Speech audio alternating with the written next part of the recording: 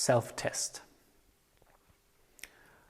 Before we move on to the individual lessons, let's find out what your current state actually is. With 3 simple exercises, you may be able to locate where you have strong muscle tension. You can do this self-test again and again to measure your progress as well. You don't have to prepare yourself for this, just take a yoga mat and wear comfortable pants. Lie down comfortably on your mat. Place your arms relaxed next to your body and straighten your legs. Now, bend your legs slightly so that the hollows of your knees form about a 90-degree angle and the legs don't touch. We now want to see whether you have any tension in your lower abdomen and pubic bone area. First, take a few deep breaths. Inhale deeply through your nose and take a long, full exhalation through your mouth. Again, breathe in deeply through your nose and then out through your mouth. Now take a deep breath through your nose and try to draw all the air into your stomach and down into your pelvis. Really inflate your stomach while doing this. Keep breathing in, take in as much air as you can. Do not tense your stomach, but give it as much space as possible. Continue to draw air into your lungs until they are full and then hold your breath. Your lungs and your stomach are now full of air and now you are trying to force this air into your pelvis. Concentrate. You don't have to tense your pelvis or stomach for this. Just try to squeeze the air out of your stomach deeply and into your pelvis. What do you feel now? Do you feel an uncomfortable feeling of pressure in the lower abdomen and over your genital area? Or are your symptoms just getting worse? Or do you suddenly have a strong urge to urinate? Then breathe out slowly for now. Take a few more breaths to relax again. If something was uncomfortable or you felt a strong urge to urinate or increased pain, this can be a clear sign of tissue tension in the lower abdomen and pubic bone area. Completely healthy people do not feel anything doing this exercise. If, however, tension is present, then inflating the pelvis with air leads to the tense areas becoming irritated. Alright, let's move on to the next exercise. Lie back on your back in the same position. Relax your arms next to your body, stretch your legs first and then set them up at a 90-degree angle. This time, however, the legs are a little further apart so that the feet are a little wider than your hips, roughly on the edge of the mat. With this exercise, we want to find out whether you have tension in your groin or your thighs.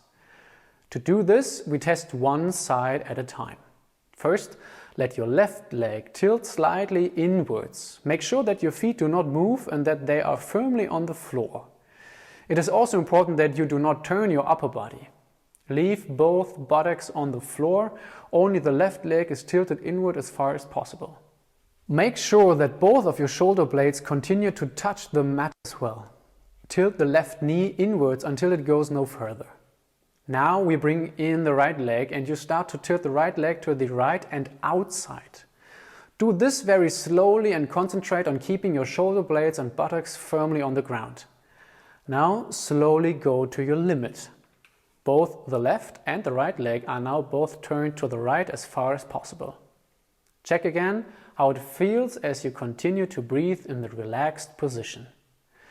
Do you feel a pull on your inner thigh, your buttocks? If so, on which leg and on which side? Because here too the same applies. If all the muscles and tissue are fine, you won't feel anything. But if you do feel something, then make a note of this point and the point that either hurts or the point that triggers a kind of blockage. Then go back to the starting position and repeat this for the other side. Relax in the starting position, feet roughly on the edge of the mat, buttocks and shoulder blades are firmly on the mat, and now you slowly turn your right leg inwards until it goes no further. This is followed by the left leg, which now falls to the left. Keep breathing and let your legs fall outwards as far as possible until you can't go any further, even with pressure. And then stay in this position for a moment and see how it feels. Do you feel tension in some places, or are you very flexible and both legs fall far apart until your kneecaps almost touch the sleeping mat? Compare both sides. Could you let one leg fall further in one direction than the other? Quite often tension is only one-sided. So please repeat these exercises again and make the direct comparison.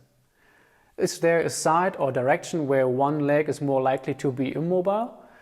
If so, well, that can clearly indicate tension.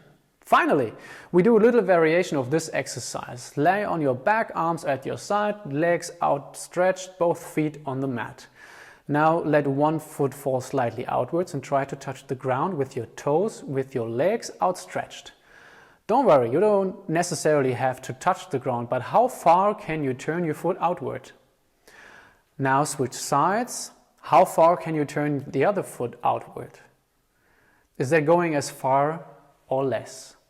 Now put both feet in the middle of the mat next to each other with the tips of your toes up.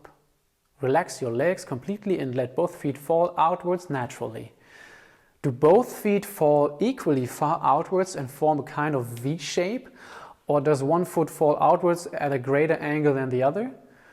If both feet are not evenly positioned, it can be a good sign that you have tension in one of your thighs or buttocks.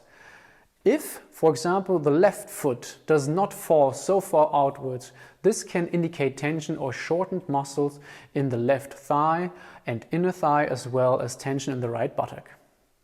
Alright, that was a little test of the limits of your flexibility.